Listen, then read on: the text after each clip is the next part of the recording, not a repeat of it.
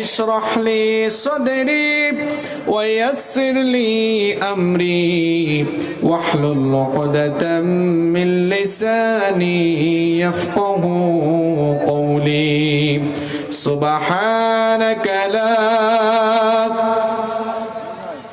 علم لنا إلا ما علمتنا إنك أنت العليم الحكيم صدق الله العظيم एक दिन तुम्हारी नाम मस्जिदे হবে এলাম एक दिन तुम्हारी नाम मस्जिदे হবে এলাম তৈরি থেকো তৈরি রেখো কবরের মাল সামান একদিন তোমারি নাম মসজিদে হবে এলান একদিন তোমারি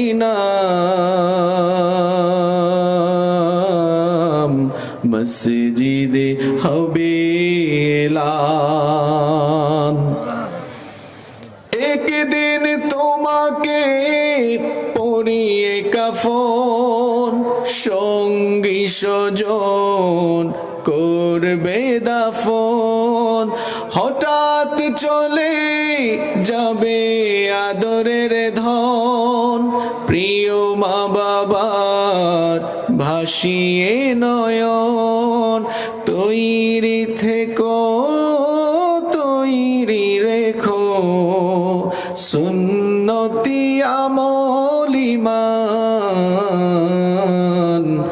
একদিন তোমারি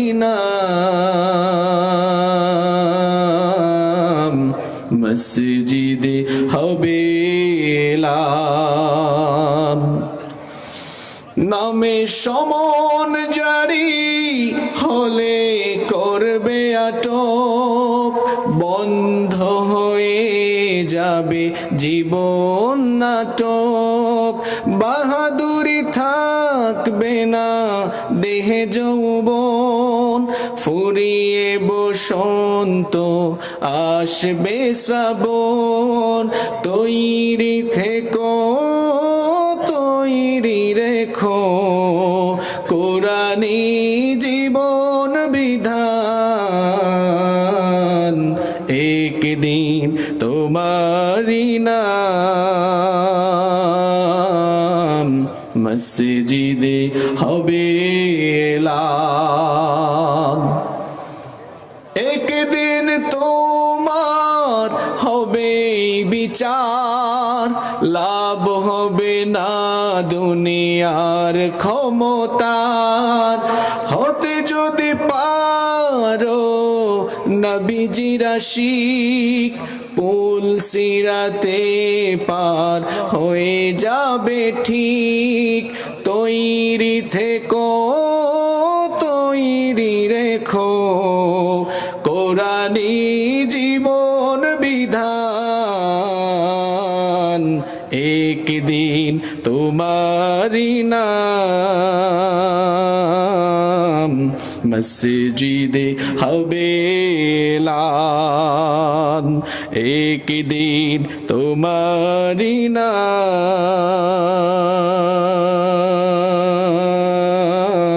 নাম মসজিদে হবে এলান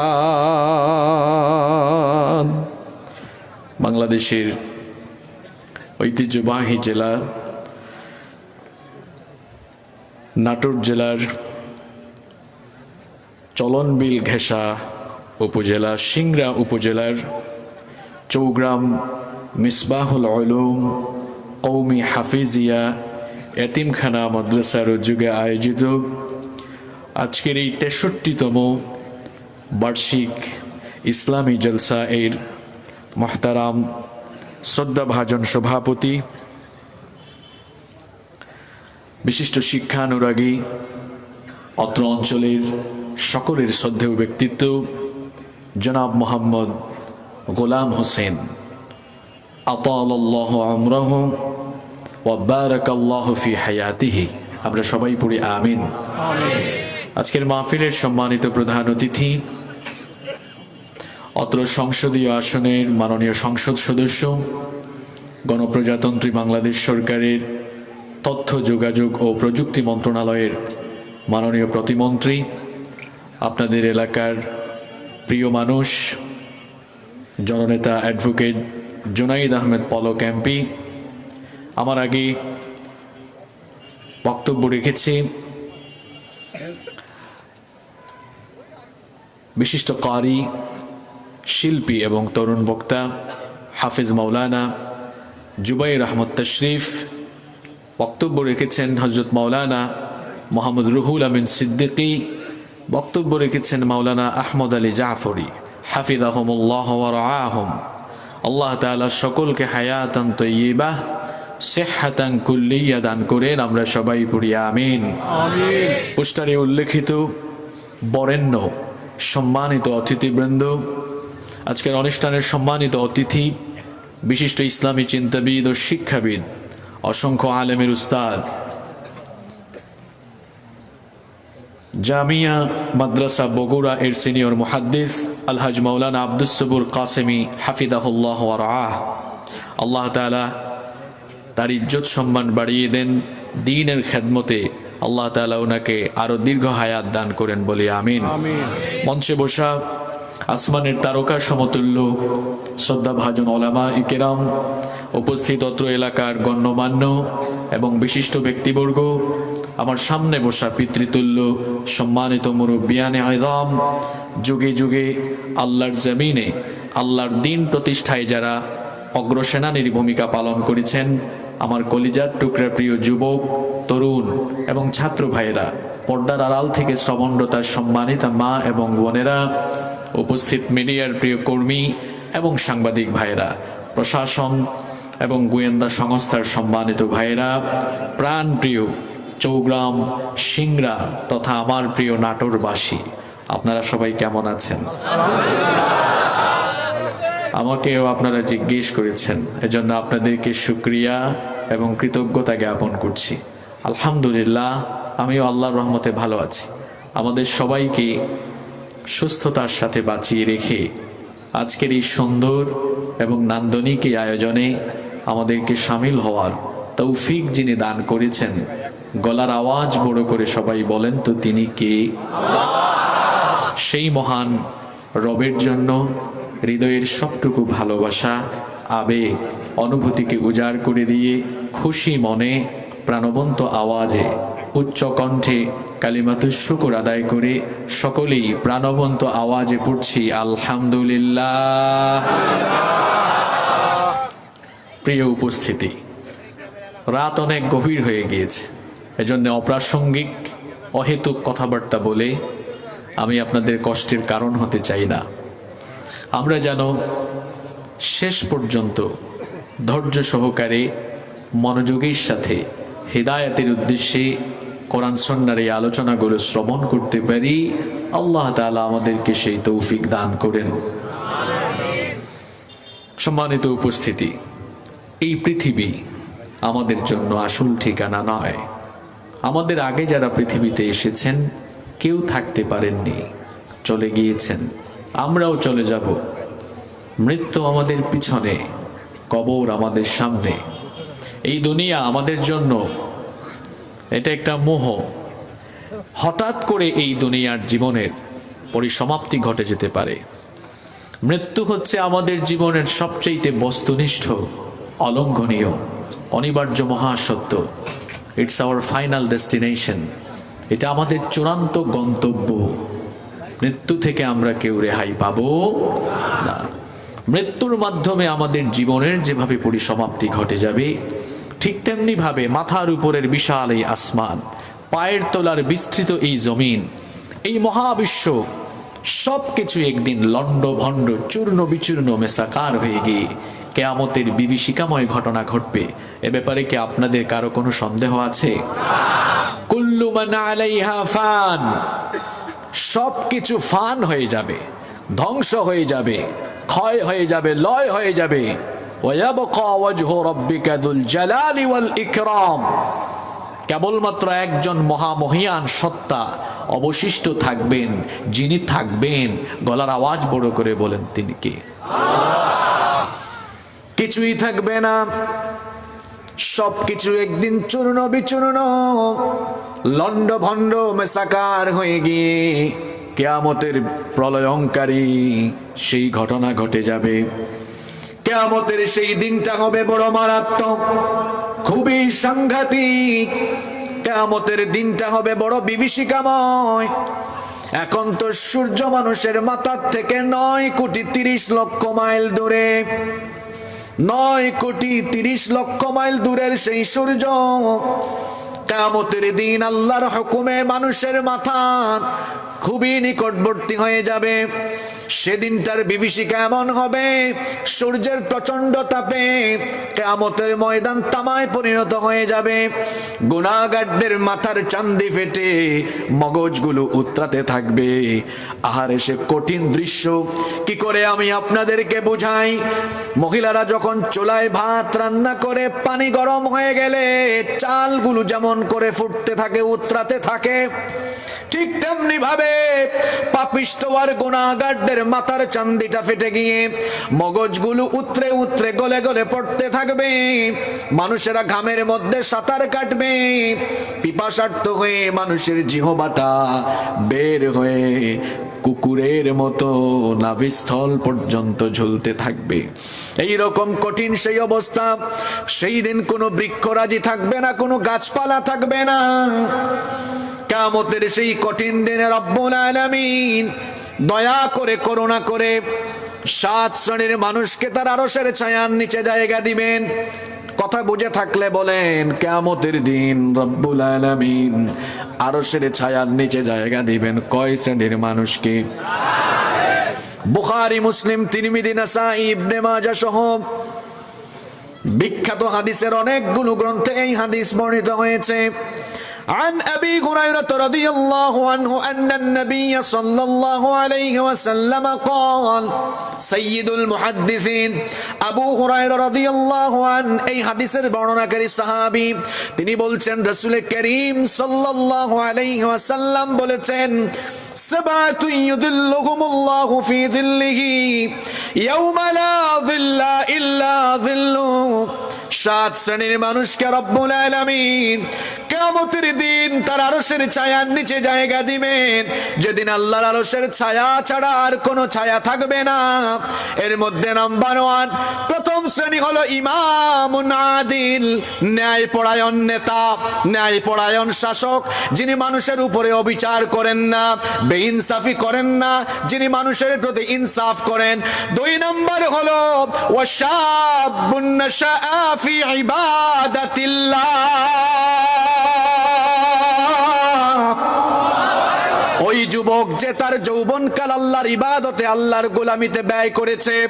3 নম্বর হলো ওয়ারাজুলুন কলবুহু মুআল্লাকুন ফিল মাসাজিদ, ওই ব্যক্তি মসজিদের সাথে যার অন্তরের টান, অন্তরের সম্পর্ক থাকে, মসজিদের সাথে যার অন্তর লেগে থাকে।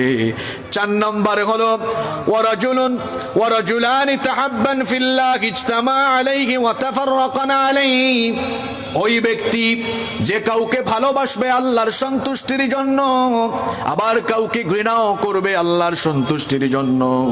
5 নম্বর হলো ওয়ারাজুলুন দাআতহু ইমরাআতুন যাতু মানসিবিন ওয়া জামাল, ওই যুবক যে যুবককে কোনো অভিজাত বংশের কোন সুন্দরী নারী বাজে কাজের প্রপোজ করে, কুকর্মের আহ্বান জানায়, আর ওই যুবক তখন বলে ইন্নী আখাফুল্লাহ, আমি আল্লাহকে ভয় করি, সুতরাং তোমার ছলনায় আমি পড়ব না। নাম্বার 6, 6 নাম্বার হলো ওয়ারাজুলুন তাসাদদাকা বিসাদাকাতিন ফাআখফাহা হাত্তা লা তা'লামা শিমালুহু মা তুনফিকু বিয়ামিনি। ওই ব্যক্তি যার ডান হাত কি বাম, তার ডান হাত কি দান করে বাম হাত তার খবরও পায় না। 7 এবং সর্বশেষ হলো ওয়ারাজুলুন যাকারাল্লাহু খালিয়ান ফাফাদাত আইনা।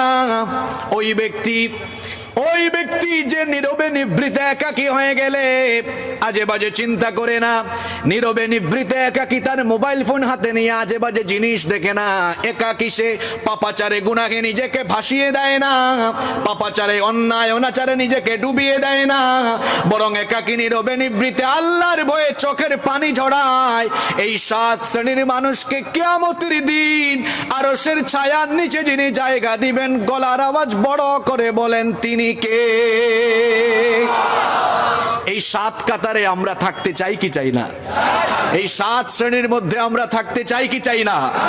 মনে রাখবেন, আল্লাহর নবীর ভাষ্য অনুযায়ী কিয়ামতের দিন এই 7 শ্রেণীর মানুষ, এরা হবে আল্লাহর অনুগ্রহ প্রাপ্ত, আল্লাহর দয়া প্রাপ্ত, এরা হবে আল্লাহর আরশে আজিমের ছায়া প্রাপ্ত।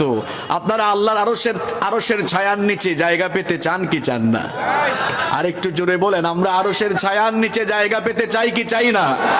কারা কারা চান দুহাত তুলে একটু আল্লাহকে দেখান তো। মাশাআল্লাহ, লিল্লাহি তাকবীর, লিল্লাহি তাকবীর, লিল্লাহি তাকবীর।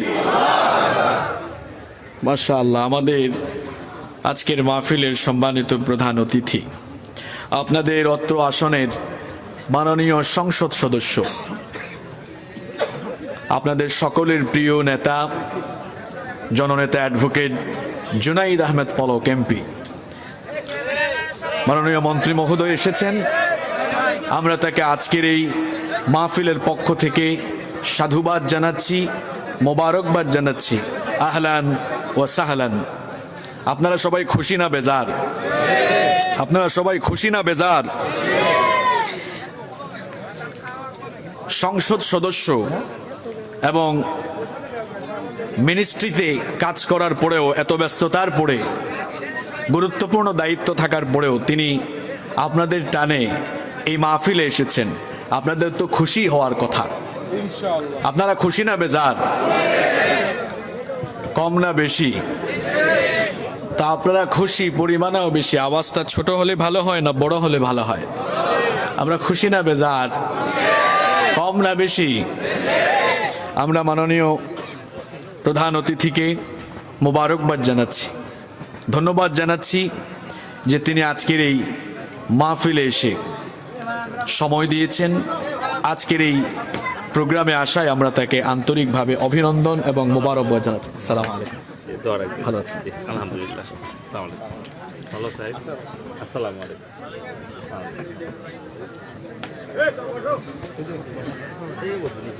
এখানে বসেন, এখানে বসেন, এখানে বসেন, এখানে বসেন। তিনি আপনাদের এলাকার সন্তান। আমি দিচ্ছি 1 মিনিট। তো আমি আসলে মাননীয় মন্ত্রী মহোদয়কে আজকেই প্রথম দেখেছি, আর কখনো এর আগে দেখা সাক্ষাৎ হয়নি, যদিও ওনার এলাকায় আরও একাধিকবার আসার সুযোগ হয়েছে। তো আমি পার্লামেন্টে ওনার কয়েকটা স্পিচ থেকে 2-1টা স্পিচ আমার শোনার সুযোগ হয়েছে। তিনি খুব সাদামাঠা স্বভাবের মানুষ। আমি ওনার ওই বক্তব্যটাও শুনেছি, মাননীয় স্পিকার, আমি নাটোরের সিংড়ার চলনবিলের সন্তান। তো এরকম করে সাদামাটা করে বক্তব্য রাখতে পারা, এটা আসলে জনগণের সাথে জনসম্পৃক্ততা থাকলে পরে এ ধরনের কথা বলা যায়। আর কারো সামনাসামনি প্রশংসা আসলে বেশি করা ঠিকও না। একজন মানুষ কেমন, তার এলাকার জনগণ থেকেই তা বিচার করা যায়। তো তিনি দলমত নির্বিশেষে এই এলাকার সকলের কাছে কতটা প্রিয়, এটা আমার চেয়ে আপনাদের এই এলাকার অনেকেই ভালো করে জানেন। তিনি আমার এলাকায়ও গিয়েছেন। আমার বাড়ি তো সিলেটের কোম্পানিগঞ্জে, সেখানে হাইটেক পার্ক উদ্বোধনে গিয়েছেন। তো তার অনেক সুনাম সুখ্যাতি রয়েছে। তিনি অত্যন্ত ব্যস্ত মানুষ, তিনি এসেছেন। আর সিলেটেও আমি আমাদের মাননীয় মন্ত্রী মহোদয় যিনি ইমরান আহমেদ, পররাষ্ট্রমন্ত্রী একে আব্দুল মোমেন, ওনাদের মুখে ওনার অনেক প্রশংসা শুনেছি। যাই হোক, তিনি এসেছেন, আমরা দোয়া করছি আল্লাহ তাআলা ওনাকে আরও সম্মানিত করুন। জনগণের খেদমতের জন্য যে যোগ্যতা, দক্ষতা, স্বচ্ছতা এবং আমানতদারিতা প্রয়োজন, আল্লাহ তাআলা সকল যোগ্যতা, দক্ষতা এবং আমানতদারিতা দিয়ে আল্লাহ তাকে পরিপূর্ণ করে দেন। তিনি আপনাদের উদ্দেশ্যে সালাম বিনিময় এবং আপনাদের কাছে হয়তো দোয়া চাইবেন, সেজন্য এসেছেন। আমি ওনার সম্মানে কয়েক মিনিট ছেড়ে দিচ্ছি, তিনি আপনাদের উদ্দেশ্যে কথা বলবেন ইনশাআল্লাহ।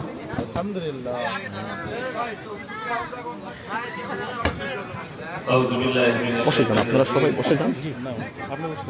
বিসমিল্লাহির রহমানির রহিম।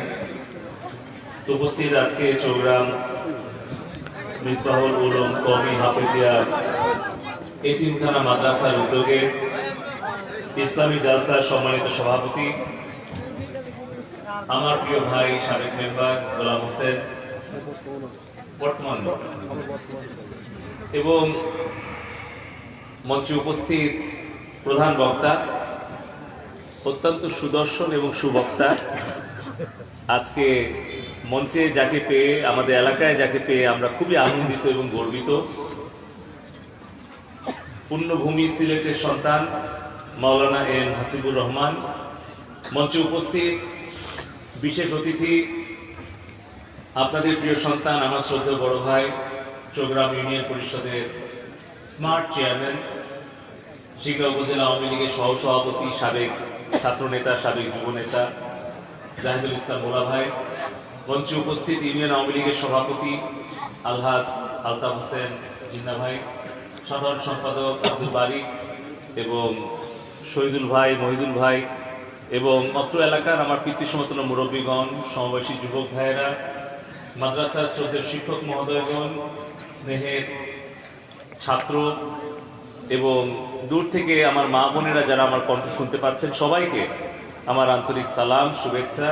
আসসালামু আলাইকুম। আপনারা কেমন আছেন? আলহামদুলিল্লাহ, আমিও ভালো আছি। তো আমি খুব বেশি সময় নেব না। আমাদের চৌগ্রাম একটি আদর্শ ইউনিয়ন, ঐতিহ্যবাহী ইউনিয়ন। এই চৌগ্রাম ইউনিয়ন এক সময়ে, যেটি প্রধান বক্তা মহোদয় বলছিলেন, এক সময়ে যোগাযোগ বিচ্ছিন্ন, অন্ধকারাচ্ছন্ন একটা উন্নয়ন বঞ্চিত এলাকার নাম ছিল। যখন 2008 সালে আপনারা আমাকে নির্বাচিত করেন, তখন আমার বয়স ছিল মাত্র 28 বছর। মাননীয় প্রধানমন্ত্রী জননেত্রী শেখ হাসিনা যখন প্রতিমন্ত্রী হিসেবে আমাকে কাজ করার সুযোগ করে দেন, তখন আমার বয়স ছিল মাত্র 33 বছর। গত 15 বছর ধরে আপনারা যখন যেভাবে আমাকে সুযোগ দিয়েছেন কাজ করার, আমি আন্তরিকতার সাথে চেষ্টা করেছি সর্বোচ্চ প্রচেষ্টা দিয়ে আমার চৌগ্রাম ইউনিয়ন তথা চলন বিলের মানুষের খেদমত করা।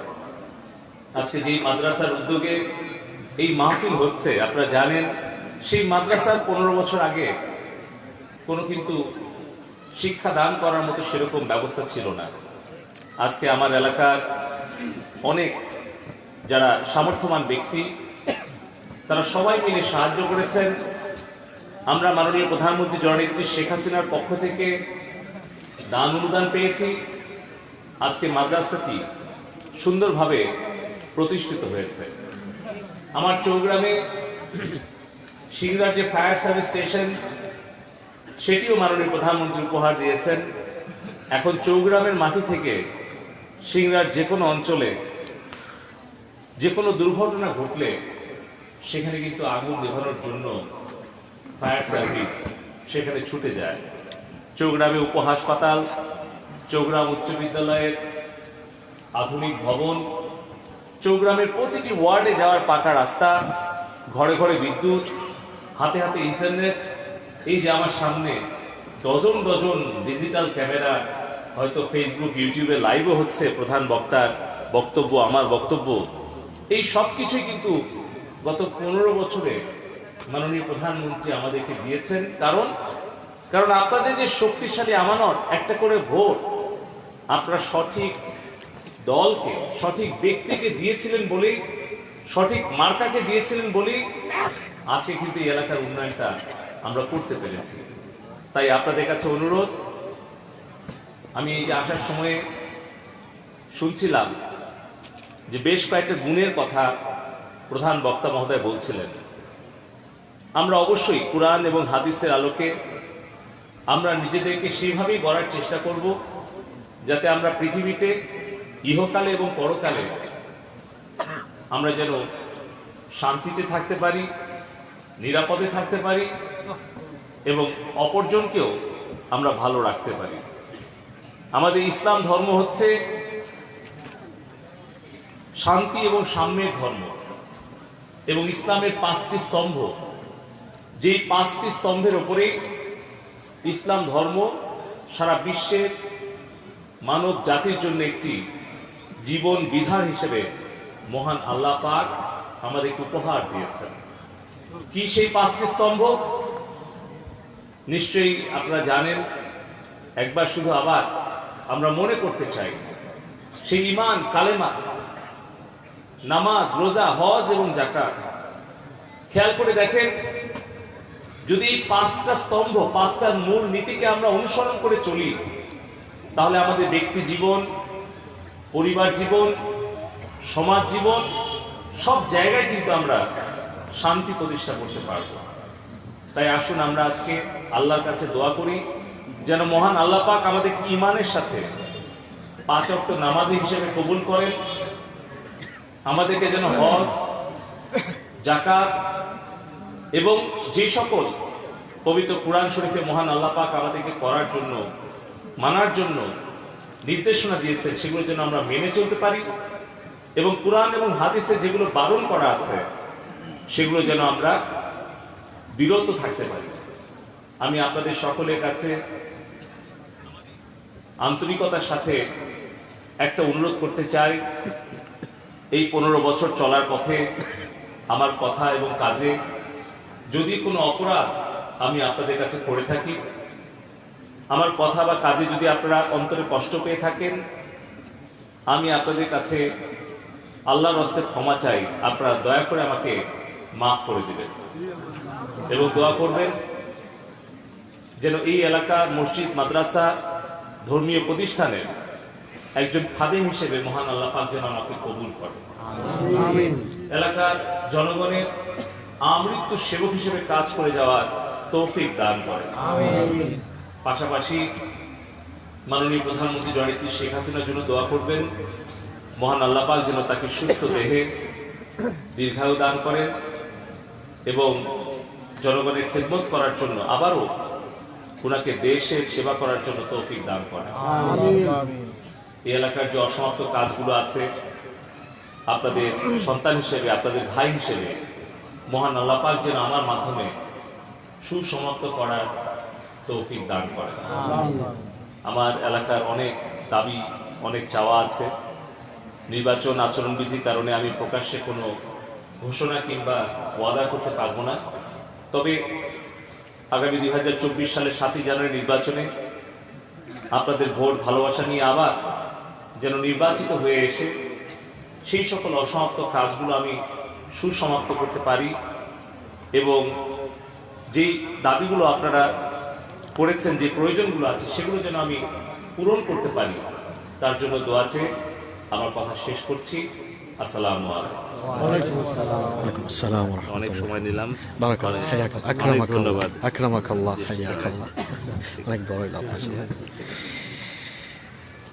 সাইদ আসি বাবা, অনুমতি দিলে একটু হাদিয়া গোলাম ভাই আসি। হ্যাঁ, সম্মানিত উপস্থিতি, যারা দাঁড়িয়ে আছেন, আমার মনে হয় বসার জায়গা আছে। বসার কি জায়গা আছে আপনাদের সামনে? বসার জায়গা যাদের আছে, আমি আপনাদেরকে বলবো যে জায়গা যেহেতু আছে, কষ্ট করে দাঁড়িয়ে থাকার কোনো প্রয়োজন নেই, আপনারা বসে যান। আপনাদের জন্য কমিটি থেকে মনে হয় আমাকে যতটুকু বলা হয়েছে, শেষে মনে হয় আপ্যায়ন, মেহমানদারির ব্যবস্থা আছে না? মাশাআল্লাহ আছে। দ্যাটস ওয়াই আপনারা যারা দাঁড়িয়ে আছেন আপনারা বসে যান। মাননীয় মন্ত্রী মহোদয়কে আমরা ধন্যবাদ জ্ঞাপন করছি এবং আমরা তার জন্য দোয়া করছি, আল্লাহ তাআলা তাকে দ্বীনের জন্য, কোরআনের জন্য কবুল করে নেন। আমরা সবাই পড়ি আমিন। আমরা কোথায় ছিলাম আপনাদের কি মনে আছে? ভুলে গেছেন না? আপনারা কি আমাকে একটু সময় দিতে পারবেন? বাংলাদেশের সবচেয়ে বড় বিল আপনাদের এলাকায় অবস্থিত, চলন বিল। আজকে সভাপতি সাহেব তার বাসায় যে মেহমানদারি করেছেন, আসলে এগুলা ভুলে যাওয়ার মতো না, খুব অতিথি পরায়ণ। মানে চলন বিলের যত সব বিখ্যাত মাছ আছে সব সামনে দিয়ে দিয়েছেন, যদিও তিনি ছিলেন না। তো এত তাজা তাজা মাছ খেয়ে আপনাদের রেসপন্স, আপনাদের আওয়াজ যদি এত ছোট হয়, তো মাছ তো লজ্জা পাবে। মাছ লজ্জা পাবে না? হ্যাঁ, এত তাজা তাজা মাছ। ঢাকায় যারা থাকে তারা তো সবাই ফ্রিজিং মাছ পায়, তাই না? আপনারা কি ফ্রিজিংটা পান নাকি একদম তরতাজা, তাই না? তো একদম তরতাজা মাছ, এজন্য তো সিংড়ার মানুষের চেহারাও সুন্দর। আমার অনেক বাবারা এখানে এসেছেন যাদের চুলদাড়ি পেকে গেছে, সাদা হয়ে গেছে, কিন্তু ফিজিক্যালি এখনো ফিট। সভাপতি সাহেবের বাবা আছেন 75 ইয়ার্স, 75 বছর, হেঁটে হেঁটে আমার সামনে এসেছেন, আমার পাশে বসেছেন, কথা বলেছেন। তারা আসলে কৈশোরকালে, যৌবনকালে হয়তো এই খাবার দাবারের নিয়ামতগুলো খুব ভালো পেয়েছিলেন, এই জন্য ফিজিক্যালি এখনো ফিট। আপনারাও ফিট আছেন আলহামদুলিল্লাহ, তবে আওয়াজটাও একটু ফিট হওয়া দরকার, আছে না নাই? আপনারা কি ঘুমায় গেছেন? জবাব দেওয়া যাবে? দেখি আল্লাহর বড়ত্ব ঘোষণা করে আল্লাহর নামে একটা স্লোগান, একটা তাকবীর দেন তো। নারে তাকবীর, লিল্লাহি তাকবীর, লিল্লাহি তাকবীর। মাশাআল্লাহ, আওয়াজে বোঝা গেছে আপনারা আছেন। চলবে না বন্ধ করে দিব? কিয়ামতের দিন কয় শ্রেণীর মানুষকে আল্লাহ আরশের ছায়ার নিচে জায়গা দিবেন? আরেকটু জোরে বলা যাবে কি? আরেকবার বলেন, আরো একবার বলেন। তাহলে চলেন আমরা এদের সম্পর্কে একটু জেনে নেই, কারণ আমরা তো ওই 7 শ্রেণীর অন্তর্ভুক্ত হতে চাই কি চাই না? নাম্বার 1, 1 নাম্বার, ইমামুন আদিল, ন্যায়পরায়ণ নেতা, ন্যায়পরায়ণ শাসক, যিনি মানুষের উপরে অন্যায় করেন না, অবিচার করেন না, ইনসাফ কায়েম করেন, জুলুম করেন না, অবিচার করেন না। আমার আল্লাহ জুলুম করাকে পছন্দ করেন না, কারণ তিনি নিজেই হচ্ছেন দয়াবান, মেহেরবান, তিনি হচ্ছেন ইনসাফকারী। এজন্য রব্বুল আলামিন কোরআনুল কারীমের 49 নম্বর সূরা সূরাতুল হুজুরাতের 9 নম্বর আয়াতে বলেছেন, ওয়া আকসিতু ইন্নাল্লাহা ইউহিব্বুল মুকসিতিন।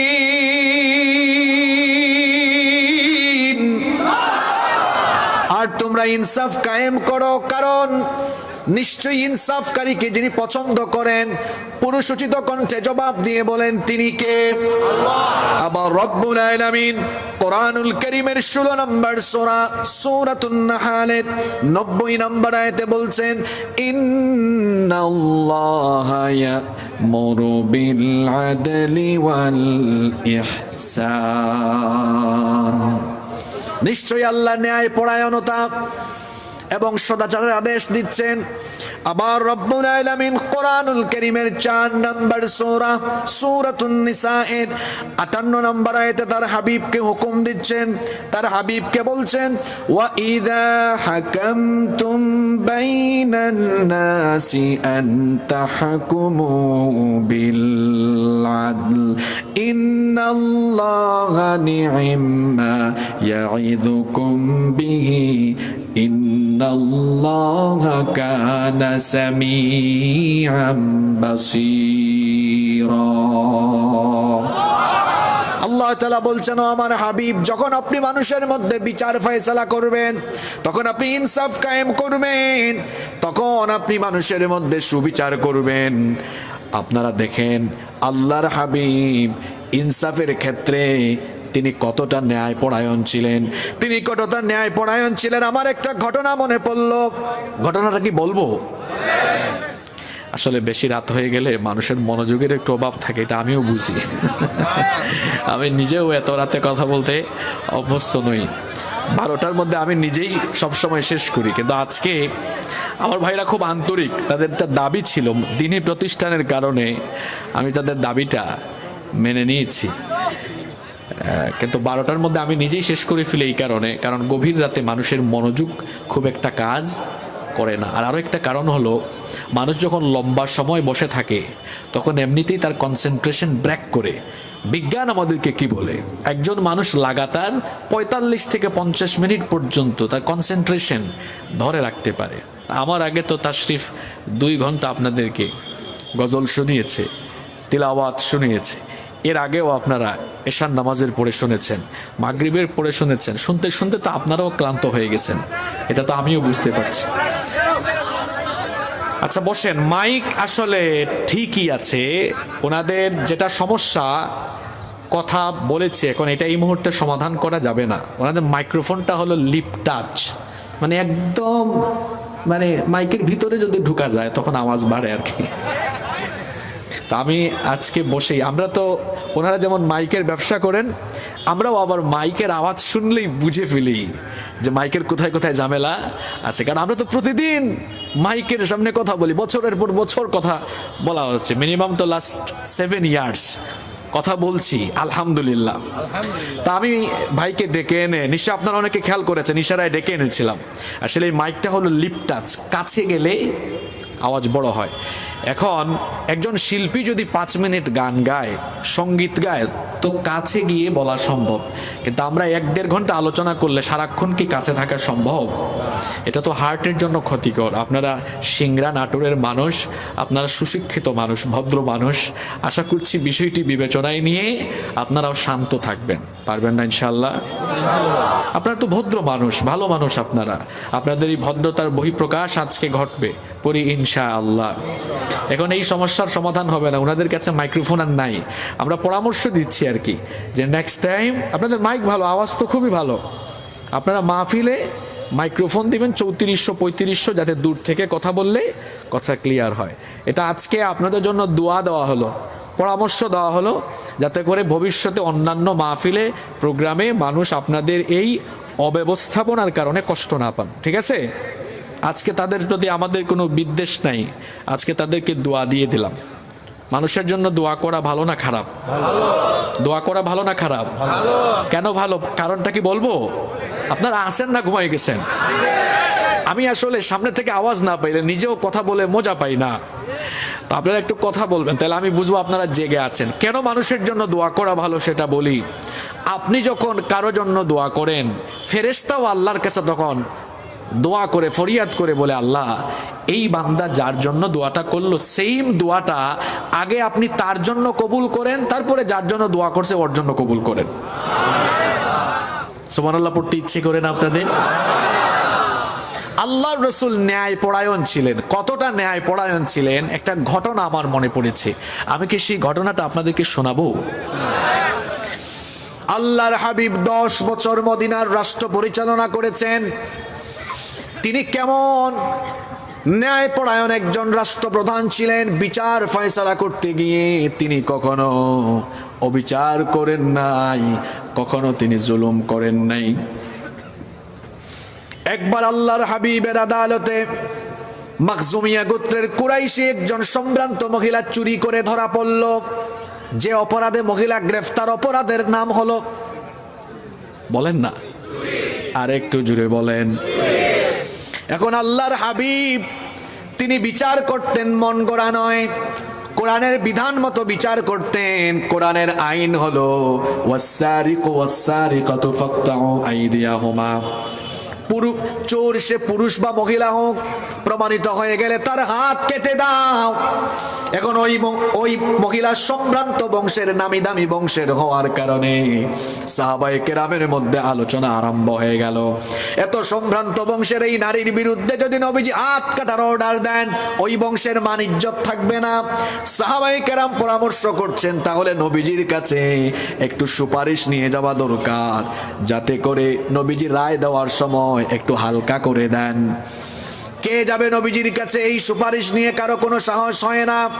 অবশেষে সাহাবায়ে কেরাম বললেন, উসামা ইবনু যায়েদ রাদিয়াল্লাহু আনহুকে বললেন, উসামা তোমাকে তো নবীজি বড় পছন্দ করেন, নবীজি বড় মহব্বত করেন, তুমি একটু নবীজির কাছে এই সুপারিশটা নিয়ে যাও। উসামা ইবনু যায়েদ রাদিয়াল্লাহু আন নবীজির কাছে এই সুপারিশ নিয়ে তিনি যখন গেলেন, এই কথা শুনে নবী করিম সাল্লাল্লাহু আলাইহি ওয়াসাল্লাম তখন বললেন, আতাশফাউ আতাশফাউ ফি হাদ্দিম মিন হুদুদিল্লাহ। আল্লাহর দেওয়া শাস্তিকে হালকা করার জন্য এই সুপারিশ নিয়ে কোন দুঃসাহসে তুমি এসেছো? সঙ্গে সঙ্গে নবীজি সাহাবীদেরকে ডাকলেন, সাহাবীদেরকে ডেকে বললেন, ও আমার সাহাবীরা শোনো, সম্ভ্রান্ত বংশের, নামি দামি বংশের মহিলা হওয়ার কারণে তোমরা তার বিরুদ্ধে রায় হালকা করার সুপারিশ নিয়ে এসেছো। সাহাবীরা শোনো, আজকে আদালতের কাঠগড়ায় এই নারী, এই নামি দামি বংশের নারী না হয়ে আমার নিজের কলিজার টুকরা মেয়ে ফাতেমাও যদি চুরি করে ধরা পড়তো, তো আমার নিজের মেয়ে হিসাবে আমি বিচারের সময় স্বজনপ্রীতি দেখায়া রায় হালকা করে দিতাম না, বরং আমি নিজে বিচারের রায় দিয়ে জল্লাদকে হাত কাটার দায়িত্ব না দিয়ে বিচার যেন সঠিকভাবে হয়, এজন্য আমি বাপ হয়ে নিজেই আমার মেয়ের হাত কেটে ফেলে দিতাম। আল্লাহু আকবার। আপনারা কি আছেন না ঘুমাই গেছেন? আছেন না ঘুমাই গেছেন? কি জাতের বিচার! আর আমরা তো একটু নিজের আশেপাশের দলের লোক হয়ে গেলে দেখা যায় তার যত অপরাধী হোক সব মাফ। এইরকম করে অবিচার থাকলে, অন্যায় থাকলে সমাজের মধ্যে অশৃঙ্খলা, বিশৃঙ্খলা বাড়তেই থাকবে, শৃঙ্খলা আসবে না। বিচারের নামে অবিচার করলে নিরপরাধ মানুষ অপরাধী হয়ে যায়। আমাদের বিচারের নামে আমাদের মধ্যে অবিচারের মন মানসিকতা আছে, কিন্তু আল্লাহর হাবিব কখনো এমনটা করেন নাই।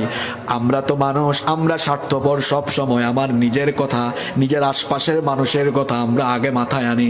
এই জন্য দেখা যায় এই মেন্টালিটি লালন করার কারণে মাঝে মাঝে দেখা যায় বিচারের নামে অবিচার করে নিরপরাধীকে অপরাধী বানায়া দেওয়া হয়, আর অপরাধীকে নিরপরাধী বানায়া ছাইরা দেওয়া হয়।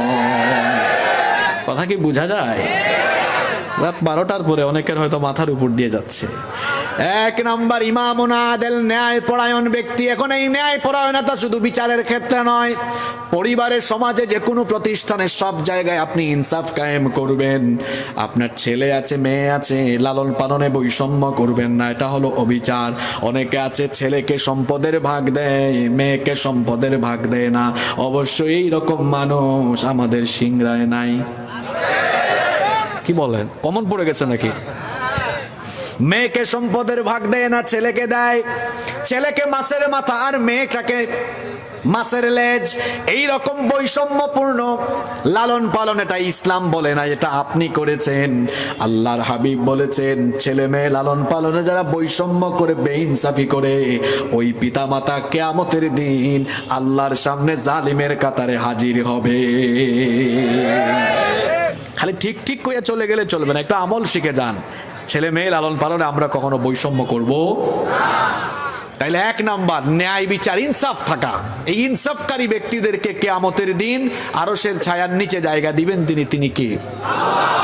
দুই নম্বরে হচ্ছে ওয়াশাবুন নাশাআ ফি ইবাদাতিল্লাহ। ওই যুবক, যে যুবক তার যৌবনকাল আল্লাহর ইবাদতে কাটিয়েছে। এখানে তো অনেক যুবক আছে। আমার যুবক ভাইদেরকে আমি প্রশ্ন করছি, ও আমার কলিজার টুকরা ভাইয়েরা, এই যে আমাদের শরীরে যৌবন আছে, এই যৌবনের শক্তি যিনি দিয়েছেন তিনি কি?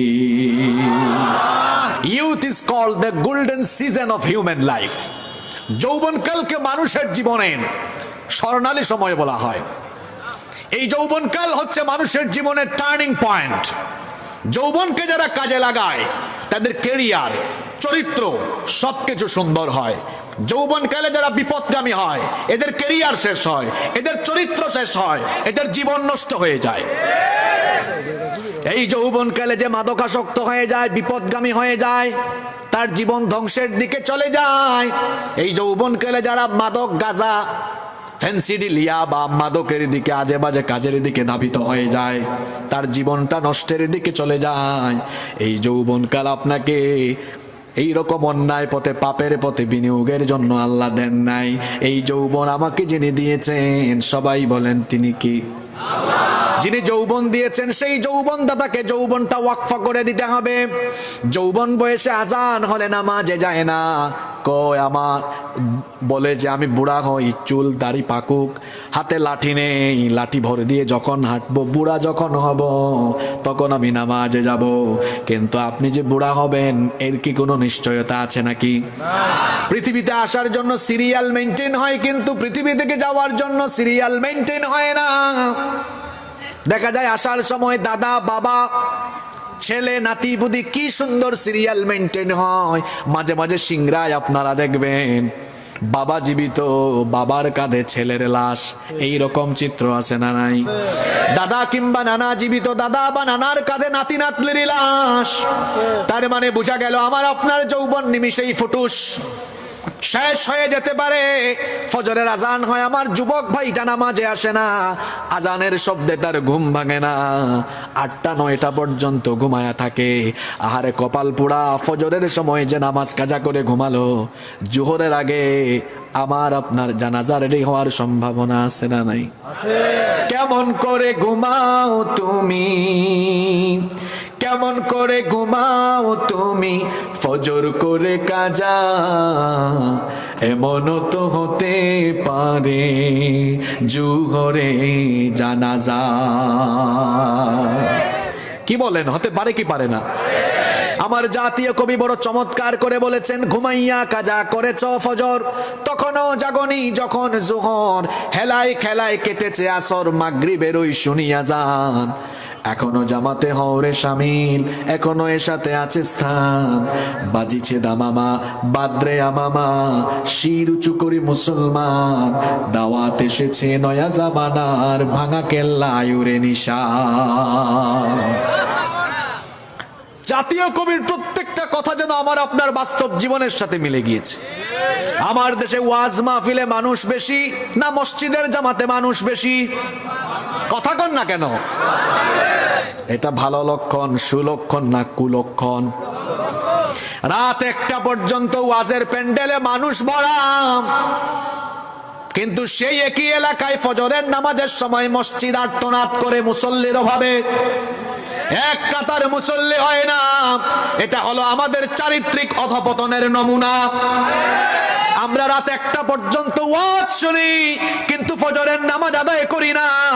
আসলে আমাদের ঈমান ঠিক আছে কিনা এটা কোরআনের ল্যাবরেটরিতে নিয়ে পরীক্ষা করা দরকার, হাদিসের ল্যাবরেটরিতে যাচাই করা দরকার। যাচাই করলে দেখা যাবে নবীজি বলেছেন, যার মধ্যে নামাজ নাই তার মধ্যে দ্বীন নাই, যার মধ্যে নামাজ নাই তার মধ্যে ঈমানই নাই। সেই নামাজ আমার আপনার জীবন থেকে আজান হয়, নামাজ চলে যায়, কোনো খোঁজ খবর নাই। আহারে এখন তো আমাদের মসজিদগুলো কত সুন্দর, একটা মসজিদও এখন দেখা যায়, বেশিরভাগ মসজিদ ম্যাক্সিমাম মসজিদগুলো এখন বিল্ডিং, এসি আর টাইলস করা। আমাদের জামানায় মসজিদ হয়ে গেছে পাকা, কিন্তু মুসল্লির অভাবে মসজিদ ফাঁকা। আর নবীজির সময় মসজিদ ছিল কাঁচা, কিন্তু মুসল্লি ছিল পাকা। উপরে ছিল খেজুর পাতার ছাউনি, নিচে কোনো টাইলস ছিল না, নিচে ছিল মরুভূমির বালি, অগ্নিতপ্ত বালু। একটু বৃষ্টি হলে কাদা হয়ে যেত। যখন সাজদা দিতেন নবীজি এবং সাহাবীদের মাথায়, কপালে, নাকের মধ্যে, অঙ্গ প্রত্যঙ্গে ধুলাবালু কাদা মাটি লেগে যেত। অল্প একটু বৃষ্টি হলে কাদা। আর আমাদের মসজিদগুলো কত সুন্দর, তারপরেও যুবকগুলো মসজিদে যায় না। কই হুজুর বুড়া হই তারপরে যাব। ও আমার ভাই, তুমি বুড়া হওয়ার পরে সাজদা ঠিক মতো দিতে পারবা না, কোমরে ব্যথা, মেরুদণ্ডে ব্যথা, হাঁটুতে ব্যথা, সুন্দর করে তখন আল্লাহকে রুকু দিতে পারবা না, সাজদা দিতে পারবা না। এই সময় তুমি ফিজিক্যালি ফিট, শরীরে শক্তি আছে, এখন রুকুটা সুন্দর হবে, সাজদা সুন্দর হবে, পরীক্ষার খাতায় সুন্দর করে লিখলেন, মার্কস পাওয়া যায় কম না বেশি? আর যদি উত্তরপত্রে হাবিজাবি লেখা থাকে, নাম্বার পাওয়া যায় কম। এই দুনিয়াটা হলো আমার আপনার জন্য এক্সাম হল। আমাকে আপনাকে দুনিয়াতে আল্লাহ কেন পাঠিয়েছেন? সূরা মুলকের 2 নম্বর আয়াতে আল্লাহ বলেছেন, আল্লাযী খালাকাল মাউতা ওয়াল হায়াতা লিয়াবলুয়াকুম আইয়ুকুম আহসানু আমালা। জীবন জীবন মৃত্যু এজন্যই দিয়েছি যাতে তোমাদের কার আমল কত সুন্দর সেটা দেখার জন্য। কত বেশি আমল এটা নয়, বরং কত সুন্দর আমল। বুড়া হয়ে আপনি সারা রাত নামাজ পড়েন, বুড়া সময়ের ওই নামাজের মান আর যৌবনকালীন বয়সে সারা রাতের নামাজের মানটা কি একরকম নাকি? একজন বয়স্ক মানুষের ইবাদতের চাইতে একজন যুবকের ইবাদত আল্লাহর কাছে অনেক দামি। এখন আমার বয়স্ক বাবারা আমার উপর রাগ কইরেন না, বাবা জানরা, আপনারা হয়তো এক সময় জোয়ান ছিলেন, যারা কাজে লাগাইছেন তো ভালো, যারা কাজে লাগান নাই আল্লাহ তাআলার কাছে চান আল্লাহর দয়া কম না বেশি? আরো জোরে বলেন, কম না বেশি? কিন্তু আমার সামনে তো আমি অনেক যুবককে দেখছি, ছাত্রকে দেখছি, যুবক ভাইদেরকে বলছি এটা নামাজের বয়স, এটা হলো কোরআনের সাথে চলার বয়স। এই বয়সে যারা নামাজে ইবাদতে কোরআনের সাথে সময় কাটাবে ওই যুবকগুলোকে কিয়ামতের দিন দয়া করে আরশের ছায়ার নিচে যিনি জায়গা দিবেন তিনি কি? যুবক ভাইরা, যৌবন বয়স আমরা আল্লাহর ইবাদতে ওয়াকফ করতে পারবো তো? আরেকটু জোরে বলেন। 5 ওয়াক্ত নামাজে আজান হলে কারা কারা যাবেন না হাত তোলেন। মাশাআল্লাহ, মানুষের মনোযোগ আছে তো, আলহামদুলিল্লাহ পড়েন। আল্লাহ সবাইকে কবুল করেন। 3 নাম্বার কি বলেছিলাম? রাজুলুন কলবুহু মুআল্লাকুন ফিল মাসাজিদ। মসজিদের সাথে যার অন্তরের টান, মসজিদের সাথে যার অন্তরটা লাগুয়া, রাতের বেলা বাড়িতে ঘুমায়, ঘুমানোর সময় তার মাথার মধ্যে অ্যালার্ম সেট করে মুয়াজ্জিন সাহেব যখন বলবে আসসালাতু খায়রুম মিনান নাওম, আমি তখন ঘুম থেকে উঠে যাব, ফজরের নামাজে যাব। ফজরের নামাজ শেষ করে তার কাজকর্ম আরম্ভ করে আর অপেক্ষায় থাকে আবার কখন জোহরের টাইমে মসজিদে যাব। জোহর পড়ে বের হয়ে যায়, আবার তার কাজ আরম্ভ করে, আবার সে আসরের নামাজের অপেক্ষায় থাকে কখন সে মসজিদে যাবে। এই ধরনের মসজিদ পাগল মানুষ যারা, কিয়ামতের দিন আল্লাহর আরশের ছায়ার নিচে জায়গা পাবে তারা। নাম্বার 4, 4 নাম্বার হলো ওয়ারাজুলান তাহাব্বান ফিল্লাহ ইজতামা আলাইহি ওয়া তাফাররাকান আলাইহি। ওই ব্যক্তি যে কাউকে ভালোবাসবে আল্লাহর সন্তুষ্টির জন্য, আবার কারো সাথে সম্পর্ক ছিন্ন করবে আল্লাহকে রাজি খুশি করার জন্য, তার মানে হলো আমাদের ভালোবাসাটা সম্পর্ক হবে আল্লাহর খুশির ভিত্তিতে, ইমানের ভিত্তিতে। ইমানদারের পরিচয় হলো মান আহাব্বা লিল্লাহ ওয়া আবগাদা লিল্লাহ। কাউকে ভালোবাসবে কার খুশির জন্য? আল্লাহওয়ালা পরহেজগার ব্যক্তিদেরকে আমরা এজন্য ভালোবাসবো কারণ তারা আল্লাহওয়ালা, আল্লাহর গোলামি করে, এই জন্য তার সম্পর্ক আমার সাথে হবে আল্লাহকে রাজি খুশির জন্য।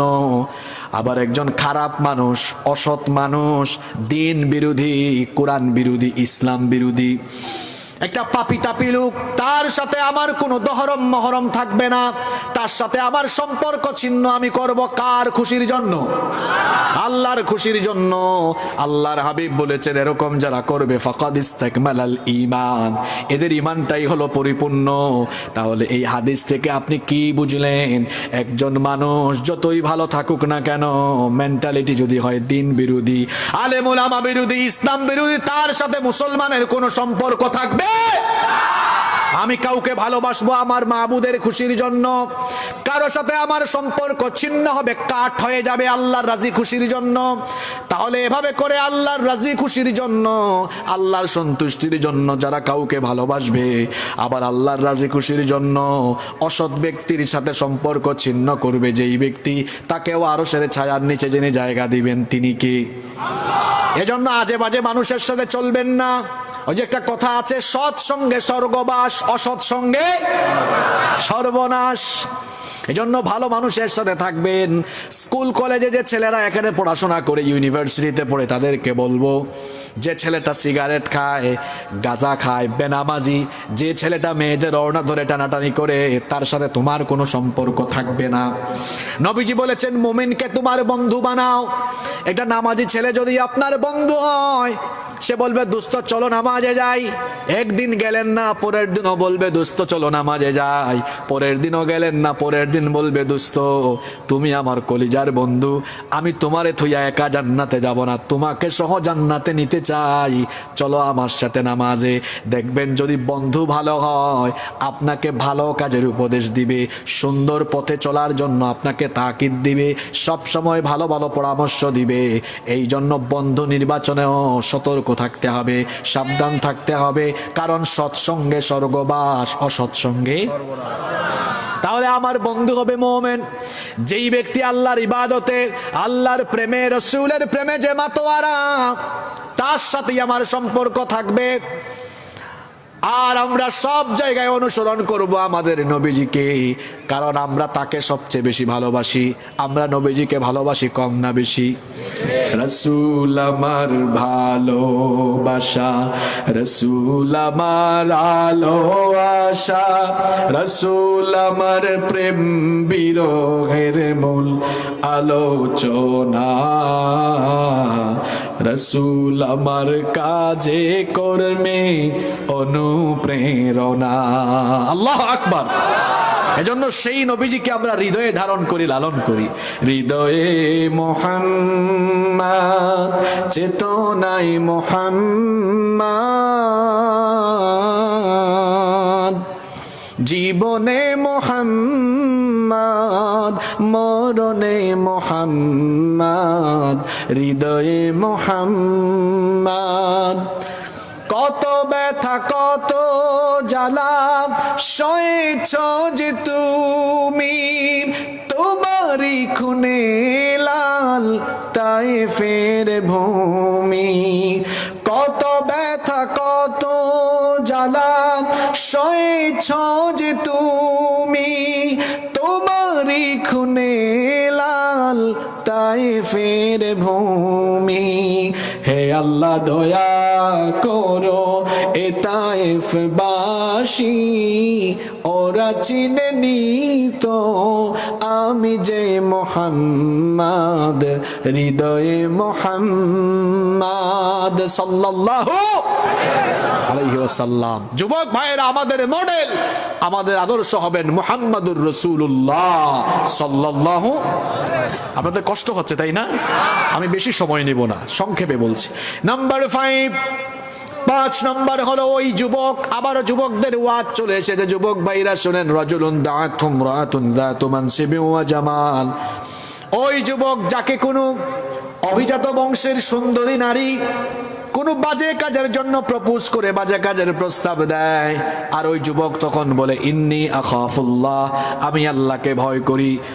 ওই রকমের যুবক, তাকেও যিনি আরশের ছায়ার নিচে জায়গা দিবেন তিনি কি? ও আমার যুবক ভাইয়েরা, নিজের চরিত্রকে সংশোধন করেন, চরিত্রকে সুন্দর বানান। আল্লাহর নবী ইউসুফ আলাইহিস সালাম, যাকে রব্বুল আলামিন এই দুনিয়ার অর্ধেক সৌন্দর্য দান করেছেন, সুবহানাল্লাহ। দুনিয়ার অর্ধেক। এখানে যে যুবকরা আছে সিংরার, আপনাদের দিকে কয়টা মেয়ে আর তাকায়? হ্যাঁ, ইউসুফ আলাইহিস সালামকে আল্লাহ তাআলা দুনিয়ার অর্ধেক সৌন্দর্য দিয়েছেন, যাকে দেখে মিশরের সেই যুগের সুন্দরী নারীরা তার দিকে তাকিয়ে ফিলিংলেস, অনুভূতি শূন্য হয়ে গিয়ে ফল কাটতে গিয়ে আঙ্গুল কেটেছে, টেরও পায় নাই।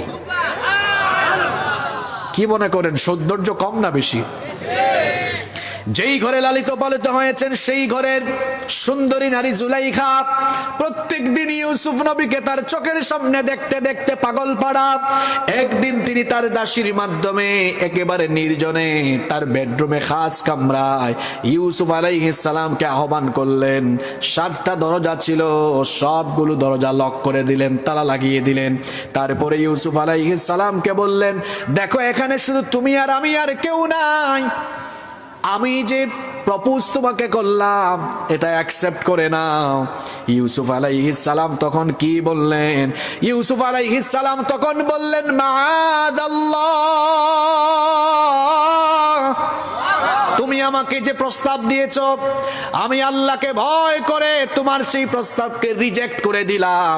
ইউসুফ আলাইহিস সালাম তিনি তখন আল্লাহর উপর তাওয়াক্কুল করে, আল্লাহর উপর ভরসা করে তালাবদ্ধ দরজার দিকে তিনি যখন দৌড় দিলেন, আল্লাহ তাআলা খুশি হয়ে তার নবী ইউসুফ আলাইহিস সালামের জন্য 7টা দরজা, সবগুলো দরজার তালা আল্লাহ খুলে দিলেন।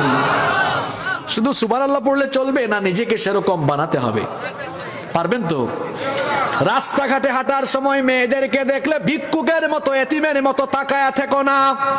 এটা অসভ্য ছেলের কাজ, এগুলো কোনো সভ্য ছেলের কাজ নয়। মেয়েদেরকে সম্মান করতে শিখেন, কারণ মেয়েরা, নারীরা হচ্ছেন মায়ের জাতি, তাদের ইজ্জত সম্মান পুরুষের চাইতে কম না বেশি? অনেক গুণ বেশি। আমাদের পায়ের তলায় স্যান্ডেল, পায়ের তলায় জুতা, আর আমাদের সেই সকল নারীরা মায়ের জাতি হওয়ার কারণে তাদের পায়ের তলায় বেহেশত যিনি রেখে দিয়েছেন তিনি কে?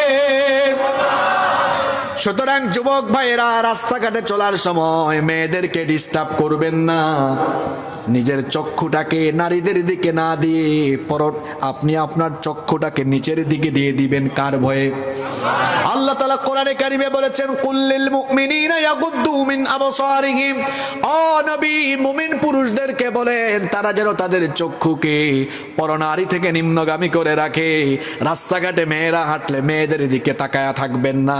স্কুলে কলেজে যারা পড়াশোনা করে তোমাদেরকে বলছি, শোনো, এই সময়টা হলো পড়াশোনার সময়। পড়াশোনায় ফাঁকি দিয়ে মেয়েদের পিছনে ঘুর করলে তোমার চরিত্র শেষ হয়ে যাবে, ক্যারিয়ারটা শেষ হয়ে যাবে। বরং নিজেকে এমন যোগ্যতায় নিয়ে যাও, নিজের চরিত্রটাকে সুন্দর বানাও। 5 ওয়াক্ত নামাজি হও, পড়াশোনায় মনোযোগী হও, নিজেকে এমন জায়গায় নিয়ে যাও, তোমার যোগ্যতা আর চরিত্র দেখে দেখবা তুমি ঘুরঘুর করা লাগবে না। হাজার হাজার সুন্দরী মেয়ের বাপ তোমার পিছনে ঘুরঘুর করবে তার মেয়ে তোমার কাছে বিয়ে দেওয়ার জন্য। কি যুবকেরা, ঘুরবা না ঘুরাবা? হ্যাঁ, তাহলে এই সকল কাজকর্ম ছেড়ে দিতে হবে।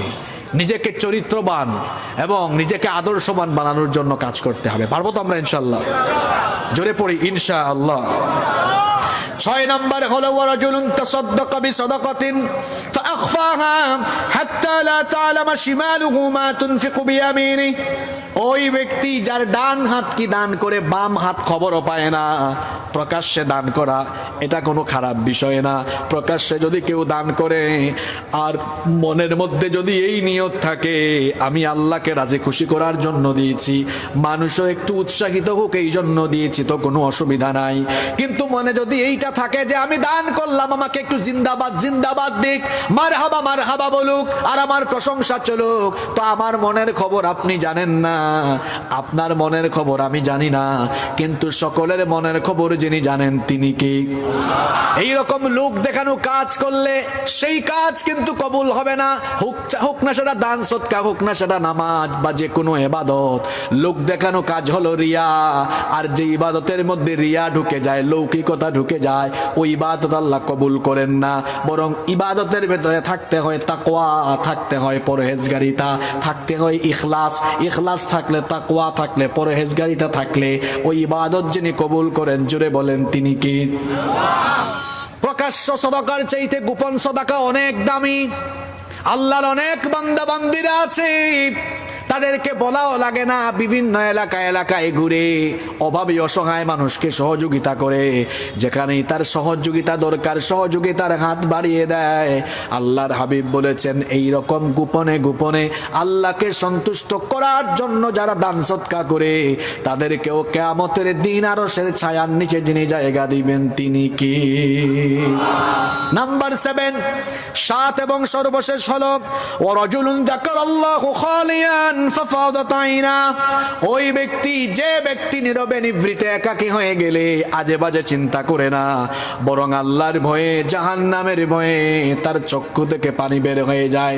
নিজের বিবেককে একটু প্রশ্ন করেন তো, কয়দিন আপনি একাকী নিজের পিছনের জীবন নিয়ে চিন্তা করেছেন, অনুশোচনা বোধ করে সেগুলোর জন্য চোখের পানি ছেড়েছেন?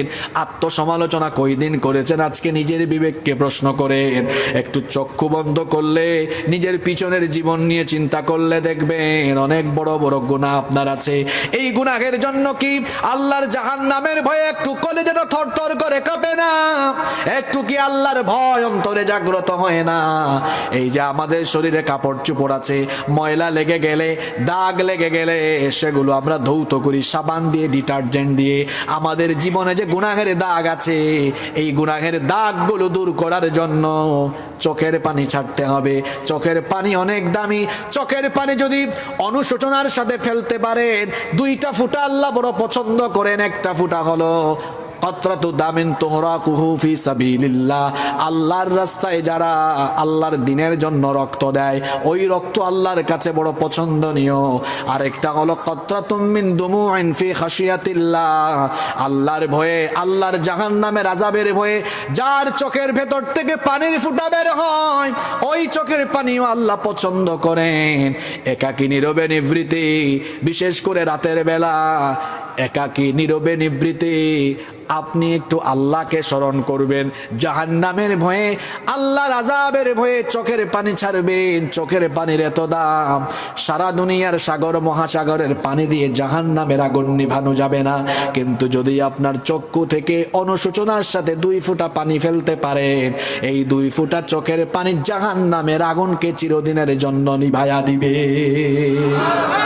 অনুশোচনার চোখের পানি। এই যে 7 শ্রেণীর মানুষের কথা বললাম, ওয়াজ ঘন্টার পর ঘন্টা লাগে না, মূল কথাগুলো বুঝতে পারলে অল্প কথাই যথেষ্ট। এই 7 শ্রেণীর মানুষকে কিয়ামতের দিন আরশের ছায়ার নিচে জায়গা দিবেন কে? এই 7 কাতারে আমরা থাকতে চাই তো? আল্লাহ তাআলা এই 7 কাতারে আমাদেরকে শামিল করে দেন। শুধু আমিন বলে চলে গেলে হবে নাকি আজান হলে নামাজে যেতে হবে? আর এখানে যে গুণগুলোর কথা বলা হলো, এই গুণগুলোতে গুণান্বিত হওয়ার প্রাণান্তকর চেষ্টা করতে হবে। আপনারা সবাই পারবেন তো? পারবেন তো ইনশাআল্লাহ। ভবিষ্যতে আপনাদের সিংড়ায় কখনো আসলে যদি 10টায় উঠতে পারি, 10:15 ভিতরে উঠতে পারি, আপনাদেরকে তখন মন ভরে আমি আলোচনা শুনিয়ে যাব ইনশাআল্লাহ। গতকাল আমি বগুড়ায়, সেখানে অনেক মিডিয়া ছিল মনে হয়, তাই না? এটা ছিল, তাই না? অনেক লম্বা সময় আলোচনা হয়েছে। আসলে অনেক সময় হয়ে গিয়েছে, আমি জানি, আপনাদের চেহারা দেখে বুঝতে পারছি। আসলে দিনী প্রতিষ্ঠান, এই দিনী প্রতিষ্ঠানের স্বার্থে আমিও ছাড় দিয়েছি। যাই হোক, এই মাদ্রাসার জন্য আপনাদের এলাকার একটা ট্র্যাডিশন আছে, আমি জানি, যে মোনাজাতের আগে অনেকে হুজুরের হাতে স্পেশাল কিছু দান সদকা তুলে দেয়। আশা করছি আজকেও তার ব্যতিক্রম হবে না। তার পাশাপাশি আপনাদের জন্য হয়তো তবারুকের মেহমানদারির আয়োজন আছে, তাই না?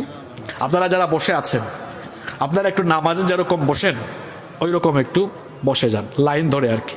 নামাজে যেরকম বসেন ওই রকম করে একটু বসেন। আপনারা নামাজে যেরকম করে বসেন একটু, বলছি আমি মানুষকে একটু লাইন ধরাই বলছি, একটু লাইন ধরে বসেন। আপনারা কেউ উঠবেন না, আপনাদের জন্য প্যাকেটগুলো হয়তো আসছে, প্যাকেট সবার হাতে পৌঁছাবে। আপনারা এদিকে আমার দিকে মুখ করে, আমার দিকে মুখ করে আপনারা লাইন ধরে বসে যান। আর এই মাদ্রাসার জন্য যদি কারো স্পেশাল অ্যামাউন্ট থেকে থাকে, চাদর কালেকশন হয়ে গেছে না? হ্যাঁ, ব্যাগ আর কি, ব্যাগ কালেকশন হয়ে গেছে। আচ্ছা, মানুষ যারা ছিল অনেকে তো উঠেও গেছে, বেশি দেরি হয়ে গেছে আসলে। যাই হোক, আপনারা সবাই এলোমেলো হয়ে নয়, নাকি এভাবে বসাই দিব? এভাবে, এভাবে কিভাবে করলে ভালো হয়? আচ্ছা, আপনারা একটু লাইন ধরে বসে যান, বাবা যান, ভাই জানরা একটু লাইন ধরে বসে যান, একটু লাইন ধরে বসে যান। আপনাদের এইসব এলাকায় আসলে হুজুরদেরকে আপনারা গজল গাইতে বলেন কেন? হুজুরদেরকে বলবেন হুজুর কোরআন আর হাদিস দিয়ে লম্বা সময় আলোচনা করেন, এগুলো বলবেন। মাশাআল্লাহ, মসজিদুল না, মসজিদুল ভাই 500 টাকা দিয়েছেন, আল্লাহ ভাইজানের সদকা কবুল করে নেন, বলেন আমিন। হয়তো অনেক পরিমাণ উঠে গেছে, আমি শুনছি ঘরে বসে বসে অনেকেই দিয়েছেন। মা বোনরা আজকে মাহফিলে আছে না? মহিলা প্যান্ডেল আছে না? মাশাআল্লাহ। তো মায়েরা বোনেরা কি দিয়েছেন সবাই? এরপরেও যারা বাকি আছেন তারা পৌঁছায় দিবেন ইনশাআল্লাহ। আর এখানে আপনারা যারা আছেন, এখানে আপনারা যারা আছেন 2000, 4000, 5000, 10000 বা এর চেয়ে বড় অ্যামাউন্ট থাকলে আপনারা এখানে মোনাজাতের আগে আমার কাছে পৌঁছে দিবেন। সবার জন্য দোয়া হবে ইনশাআল্লাহ। মাদ্রাসা হচ্ছে এটা রাসূলের বাগান, এটা আলাদা করে ওয়াজ করে বলা লাগে না। তো আজকের ওয়াজ আপনি কি শুনলেন? একটা পয়েন্ট গেল না? রাজুলুন তাসাদ্দাকা বিসাদাকাতিন রাজুলুন তাসাদ্দাকা বিসাদাকাতিন ফাআখফাহা হাত্তা লা তা'লামা শিমালুহু মা তুনফিকু বিয়ামিনি। এমন ব্যক্তি যার ডান হাত কি দান করে বাম হাত তা খবরও পায় না। তো দান সৎকার জন্য রিকোয়েস্ট করা যে দেন দেন দেন দেন, এটা বলতে হবে কেন? এটা হচ্ছে নিজে থেকেই উদ্বুদ্ধ হয়ে নিজের জন্য, নিজের ফ্যামিলির সবার জন্য দোয়া চেয়ে আপনি দিবেন। এটা মনের আনন্দে দিতে হয়। কথা কি বুঝতে পেরেছেন সবাই? সবাই মনেও দিয়ে ফেলেছেন। মাসুদ রানা 10,000 টাকা। মাসুদ রানা, মাশাআল্লাহ। মাসুদ রানা ভাই আপনি না? না না, তাহলে কে মামা আপনার? আচ্ছা, মাসুদ রানা ভাই 10,000 টাকা, তাই না? 10,000 টাকা, মাশাআল্লাহ। লিল্লাহি তাকবীর, লিল্লাহি তাকবীর। আল্লাহ মাসুদ রানা ভাইয়ের এই সদকা কবুল করে নেন এবং তার পরিবারের জীবিত মৃত সবাইকে আল্লাহ মাফ করে দেন। মাশাআল্লাহ। ফিলিস্তিনিদের জন্য একজন ভাই দোয়া চেয়েছেন, কিছু অ্যামাউন্ট দিয়েছেন, বলতে নিষেধ করেছেন। জানেন কে? আল্লাহ। আল্লাহ তাআলা তার এই সদকা কবুল করে নেন। যুবক ভাইদেরকেও বলবো তারাও যেন শামিল হয়। যুবক ভাইদেরকে, ব্যবসায়ী ভাইদেরকে বলবো তারাও যেন এভাবে শামিল হয়। আমাদের সিলেটের একটা বিষয় আপনাদেরকে বলে যাই। সিলেটে গিয়েছেন আপনারা? মাশাআল্লাহ, অনেকে আছেন। কারা কারা গিয়েছেন? কি ব্যাপার, আপনারা কি বিয়ে শাদী করছেন নাকি সিলেটে? মাশাআল্লাহ, অনেক মানুষ গিয়েছে সিলেটে। মাশাআল্লাহ, একটু রেসপন্স পাওয়া যায় সব ক্ষেত্রে। দেখা যায় যে মানুষ মসজিদ মাদ্রাসার জন্য বললে খুব তাড়াতাড়ি দিয়ে দেয় এবং দেখা যায় গোপনে গোপনে বড় বড় অ্যামাউন্ট দিয়ে দেয়। এই মসজিদ মাদ্রাসাগুলো এগুলো হচ্ছে দিন চর্চা, দিন প্রসারের গুরুত্বপূর্ণ ক্ষেত্র। এগুলো যদি আমার আপনার মাধ্যমে সমৃদ্ধ না হয় তাহলে কেমন করে সমৃদ্ধ হবে? এগুলোর জন্য আমাদের আন্তরিকতা এবং এগুলোর জন্য আমাদের সাহায্য সহযোগিতার পরিমাণ কম থাকা দরকার না বেশি থাকা দরকার? বেশি থাকা দরকার। এজন্য শুধু এই মাহফিলে নয়, সব সময় কন্টিনিউয়াসলি সারা বছর মসজিদের সাথে মাদ্রাসার সাথে লেগে থাকবেন, মসজিদ মাদ্রাসার সাথে সম্পর্ক রাখবেন। আল্লাহ আমাদেরকে তৌফিক দান করেন। আপনাদের তবারকগুলো কোথায়? বেশি দূরে? আসতে লেট হবে? একটু বলে দেন তো ভাই।